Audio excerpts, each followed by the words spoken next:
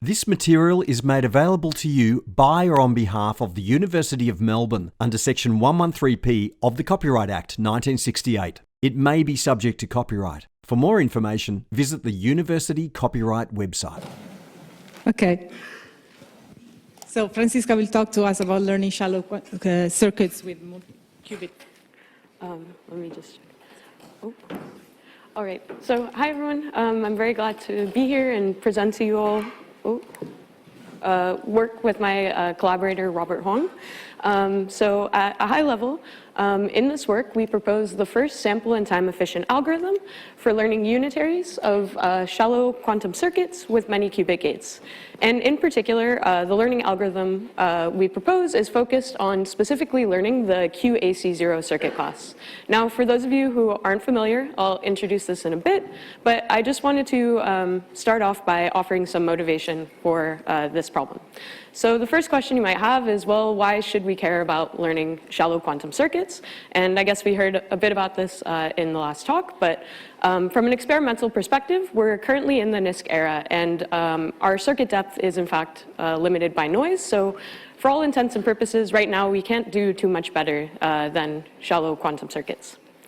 Theoretically, however, shallow depth quantum circuits are really of great interest and kind of at the forefront of our understanding. So a lot of the recent work on quantum advantage has shown that they can be more powerful than their classical counterparts. We also believe their outputs are classically hard to simulate. And also only recently has progress been started to be made towards their learnability. Okay, so now with that, I want to introduce two of the most important shallow quantum circuit classes, at least those that will be focused on in this work. So the first class is this class known as QNC. And throughout the talk, if I put a 0 after these circuit classes, it's just referring to a limitation, meaning that the circuit class is constant depth. So QNC0 is the class of constant depth circuits consisting of alternating layers of gates, where we have alternating layers of arbitrary single qubit gates, and then CZ or Toffoli gates of constant width. Now, analogously, we can define the QAC0 circuit class, where really the only key difference is that instead of being limited to CZ or Toffoli gates of constant width, we have CZ or Toffoli gates that can act simultaneously on all of our input qubits. Okay, so this is really where the notion of many qubit gates starts to come into play.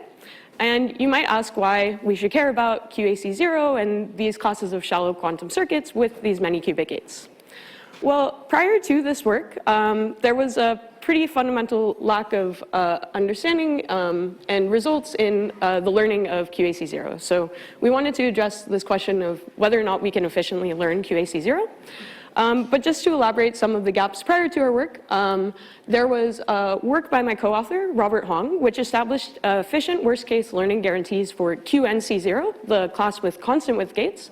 However, the approach really relied fundamentally on the fact that the gates were only constant width. And it was unclear if you could extend to the QAC0 setting, where now you have these large gates. I also had prior work specifically focused on proving Fourier concentration type results about QAC0, which led to the first sample efficient learning algorithm, specifically for single output QAC0 channels. However, it had two pretty big limitations.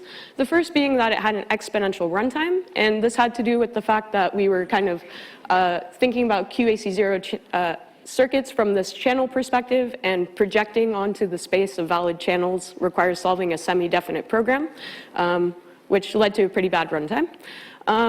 But also furthermore, since we were only learning single output QAC0 channels, we didn't end up getting a description of the full unitary, but only like a subset of the actual action of this QAC0 channel. All right, so those were some of the limitations in learning QAC0, but QAC0 itself is also a pretty interesting class. It lies between QNC0 and QNC1, QNC1 being the class of QNC circuits of logarithmic depth. So if we can learn QAC0 efficiently, that makes progress towards learning logarithmic depth QNC circuits efficiently. Furthermore, there was really nice work from 2005 that showed that QAC0 with the fan-out gate can actually approximate really powerful computations, like sorting, arithmetic, phase estimation, and even the quantum Fourier transform. It's still an open question in the quantum circuit complexity literature whether we can actually implement fan-out in QAC0, but if it was the case, then we could do pretty powerful computations in this circuit class. All right, so with that, I want to move on to describing the results that we obtain in this work, starting off with our main theorem statement. So in particular, consider the setting in which you're given an unknown n-qubit depth d QAC0 circuit, which implements some unitary C. We provide a learning algorithm that with high probability can learn a 2 n-qubit unitary, which we'll refer to as U, where U is going to be close to C tensor C dagger, so you also kind of get the inverse circuit for free, according to an average case distance measure. In particular, we leverage the average gate fidelity. We also show that this procedure's sample and time complexity are both quasi-polynomial, which is morally pretty close to polynomial. You have an n to the power of polylog n factor. Okay, so one question that you might have is, well, Robert's prior work on learning QNC0 circuits, they were able to obtain a worst case result. So why in this setting are you only giving an average case guarantee? So we have another result where we actually discuss the hardness of learning QAC0. And in fact, it turns out that if you wanted to learn this circuit C to a worst case distance with high probability, you would actually need exponential samples. So we don't expect to be able to do that efficiently, kind of motivating our use of an average case measure. We also give a result regarding circuit synthesis, and this was kind of motivated by the notion of proper learning. So imagine the setting where you're not only interested in learning a description of the unitary, but also a circuit that would be able to implement a unitary close to this C tensor C dagger unitary.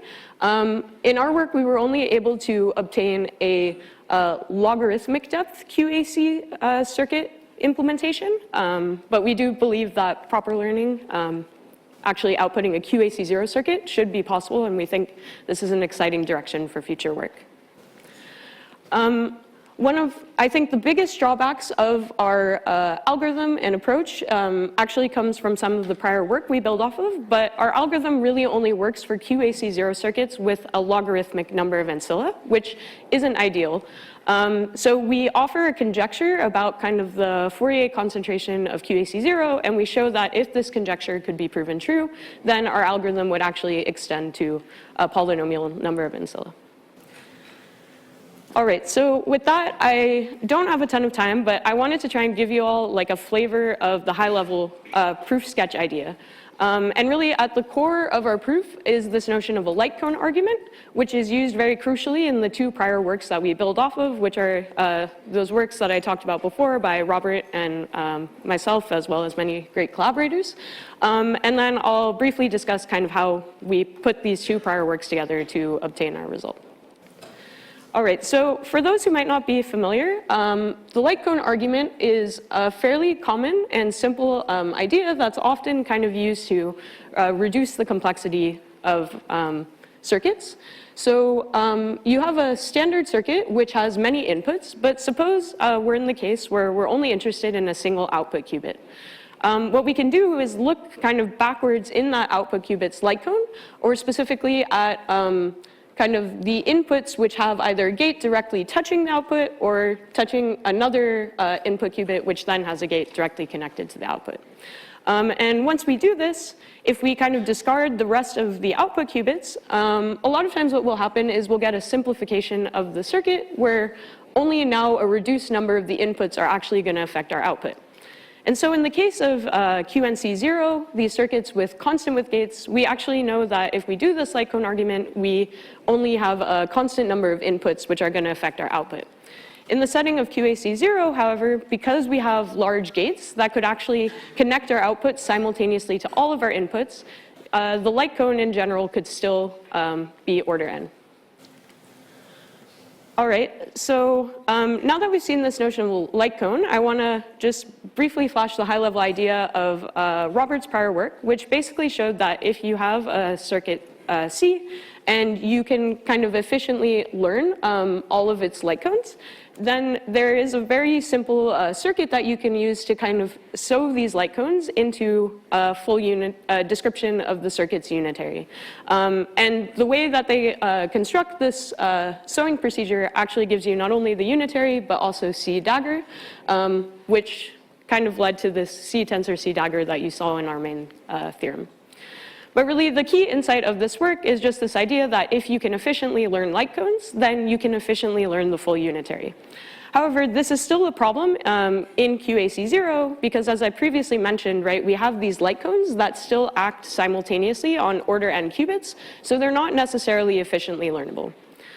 And this is where then my prior work with collaborators on the Fourier concentration of QAC0 really comes into play. So in our work, we were able to show that QAC0 light cones are well approximated in average case distance by much smaller light cones. And to kind of give you a sense of how this argument went, we basically just made this observation that with respect to an average case distance measure, you can actually remove the large width CZ or Toffoli gates in your circuit, which thereby very drastically reduces the size of the light cone, and you only incur a very small approximation error. It's essentially inverse exponential in the size of the smallest of these large gates that you remove. And so kind of putting these two ideas together from Robert's prior work and my own, we were able to show that if we leverage this approximation technique that I just described, we're able to get a novel quasi-polynomial sample and time algorithm for learning approximate QAC0 light cones that only act on polylog qubits. There was a pretty substantial amount of work in our manuscript that went into actually proving the learning guarantees in this approximate learning setting. So that was a bit of a subtle point that was interesting to explore. And while these learned light cones are not necessarily unitary, since they only act on a polylogarithmic number of qubits, we can actually perform a singular value decomposition and project onto the true space of unitaries efficiently in quasi-polynomial time. And this was really kind of the crucial insight or step for avoiding the exponential runtime that plagued the prior result on learning QAC0 single output channels. And then finally, now that we're able to kind of efficiently learn all these light cones and project them into valid unitaries, we can kind of simply port over Robert and collaborators' procedure for sewing these light cones together into a full unitary description of the circuit. So that's the outline, and that's all I have time for today, but thank you all for listening. Thank you. Some time for questions. You were very right in time. Yes? There. Raise your hands so they...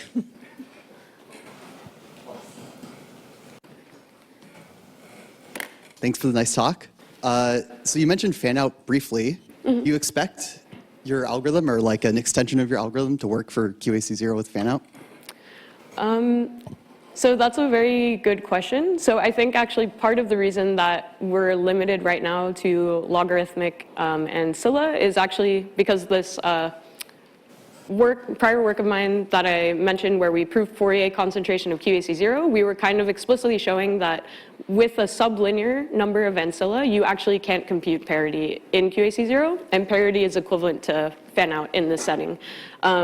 So actually, it's known that in the class of algorithms that we can learn, you would not expect kind of fan-out to be in that.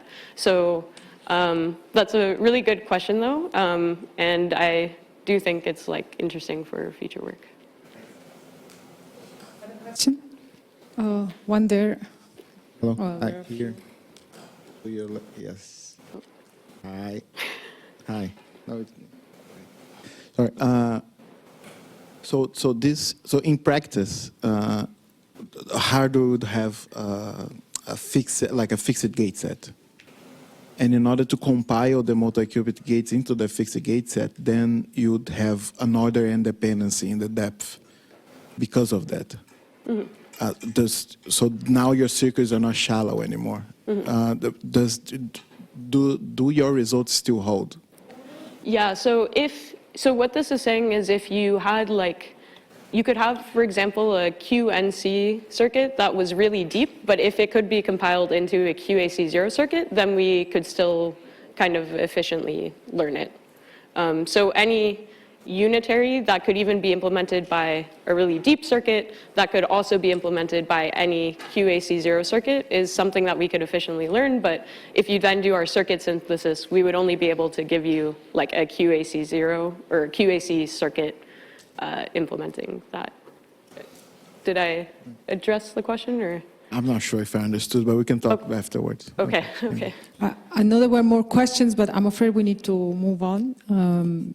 Please bring your questions to Francisca during the coffee break. Thank you. So